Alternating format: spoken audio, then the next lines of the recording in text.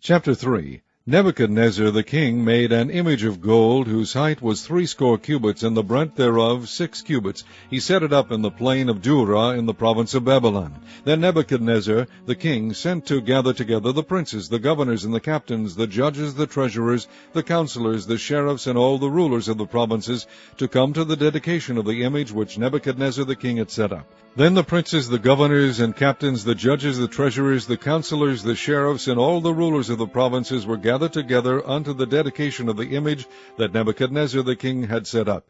And they stood before the image that Nebuchadnezzar had set up. Then an herald cried aloud, To you it is commanded, O people, nations, and languages, that at what time ye hear the sound of the cornet, flute, harp, sackbut, psaltery, dulcimer, and all kinds of music, ye fall down and worship the golden image that Nebuchadnezzar the king hath set up.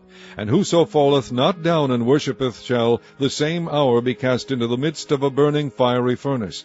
Therefore at that time, when all the people heard the sound of the cornet, flute, harp, sackbut, psaltery, and all kinds of music, all the people, the nations, and the languages fell down and worshipped the golden image that Nebuchadnezzar the king had set up. Wherefore at that time certain Chaldeans came near, and accused the Jews. They spake and said to the king Nebuchadnezzar, O king, live forever. Thou, O king, hast made a decree that every man that shall hear the sound of the cornet, flute, harp, sackbut, psaltery, and dulcimer, and all kinds of music, shall fall down and worship the golden image. And whoso falleth not down and worshippeth, that he should be cast into the midst of a burning fiery furnace. There are certain Jews whom thou hast set over the affairs of the province of Babylon, Shadrach, Meshach, and Abednego. These men, O king, have not regarded thee. They serve not thy gods, nor worship the golden image which thou hast set up.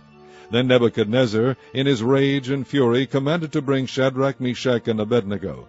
Then they brought these men before the king. Nebuchadnezzar spake and said unto them, Is it true, O Shadrach, Meshach, and Abednego? Do not ye serve my gods, nor worship the golden image which I have set up? Now if ye be ready, that at what time ye hear the sound of the cornet, flute, harp, sackbut, psaltery, and dulcimer, and all kinds of music, ye fall down and worship the image which I have made, well. But if ye worship not, ye shall be cast the same hour into the midst of a burning fiery furnace. And who is that God that shall deliver you out of my hands? Shadrach, Meshach, and Abednego answered and said to the king, O Nebuchadnezzar, we are not careful to answer thee in this matter. If it be so, our God, whom we serve, is able to deliver us from the burning fiery furnace, and he will deliver us out of thine hand, O king. But if not, be it known unto thee, O king, that we will not serve thy gods, nor worship the golden image which thou hast set up. Then was Nebuchadnezzar full of fury, and the form of his visage was changed against Shadrach, Meshach, and Abednego. Therefore he spake and commanded that they should heat the furnace 7 times more than it was wont to be heated. And he commanded the most mighty men that were in his army to bind Shadrach, Meshach, and Abednego, and to cast them into the burning fiery furnace.